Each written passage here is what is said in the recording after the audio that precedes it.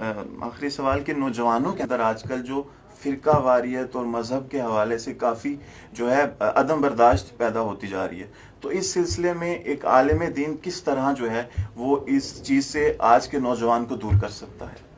بسم اللہ الرحمن الرحیم۔ حضور علیہ السلام کا دیا ہوا نظام رحمت اپنے دامن میں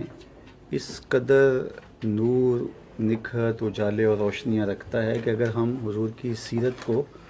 نسل نو کے سامنے رکھیں تو وحدت کا ماحول پیدا ہو اور امت کے اندر اتفاق و یگانگت کی فضا پیدا ہو، اس لیے کہ آقا کریم علیہ السلام نے تنکا تنکا کر کے امت کو جوڑا ہے، اور وحدت ہی قوت ہوتی ہے، اور وحدت کے ذریعے ہی ہم آگے لے کر کے امت کو جا سکتے ہیں۔ تو یہ بدقسمتی ہے، کچھ اغیار کی سازشیں ہیں، کچھ ہماری نافہمی ہے، اور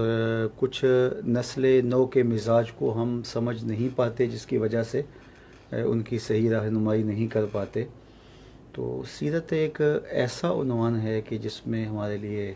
مکمل روشنی ہے، مکمل اجالے ہیں۔ باقی اسلام ایک مکمل، کامل اور اکمل دین ہے، تو ہمیں اس کو ہی فالو کرنا چاہیے، اور باقی جتنے بھی ازم ہیں، نظم ہیں، جتنے بھی دھرم ہیں، ہمیں تو ان کی طرف نظر اٹھا کر دیکھنے کی ضرورت اس لیے بھی نہیں ہے کہ ہمارا دامن خالی نہیں ہے۔ تو باقی چیزوں کی نفی ایک الگ چیز ہے اور تشدد ایک الگ چیز ہے۔ تو اللہ توفیق دے ہمیں کہ ہم اس امت کو جوڑنے کا عمل کر سکیں۔ علامہ صاحب، کیونکہ وقت کی قلت ہے تو جاتے جاتے ایک مختصر سا سوال کہ نوجوان نسل کے اندر نبی پاک صلی اللہ علیہ وآلہ وسلم کی سچی عقیدت اور سچی محبت کس طرح پیدا کی جا سکتی ہے؟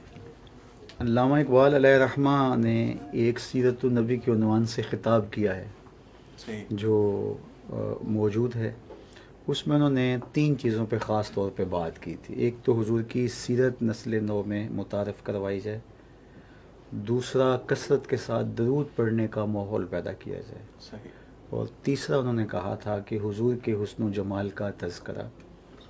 اگر لوگوں کے سامنے رکھا جائے تو نسل نو کے دل میں حضور کی محبت پیدا ہوگی، چونکہ ایک بہت بڑا داعیہ ہے حسن اور جمال۔ تو کائنات میں اللہ نے محبوب علیہ السلام کو جو حسن صورت عطا کیا، حسن سیرت بخشا، تو وہ کسی اور کا مقسوم ہے ہی نہیں۔ تو سارے حسن تو ان کے قدموں سے پھوٹتے ہیں، تو اس لیے اگر نسل نو حضور کی دہلیز پہ آ جائے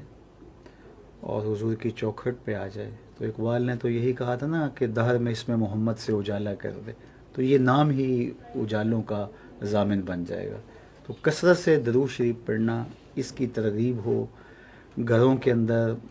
اہل خانہ مجالس منعقد کریں، اس طرح مختلف سطح پہ اس کا اہتمام کیا جائے، اور سیرت کے عنوان کو جو ہے وہ نسل نو کے سامنے رکھا جائے۔ وہ سیرت خوانی کا مزاج بھی پیدا کریں، اور ہم سیرت کو بیان کر کے ان کو حضور علیہ السلام کے روشن اور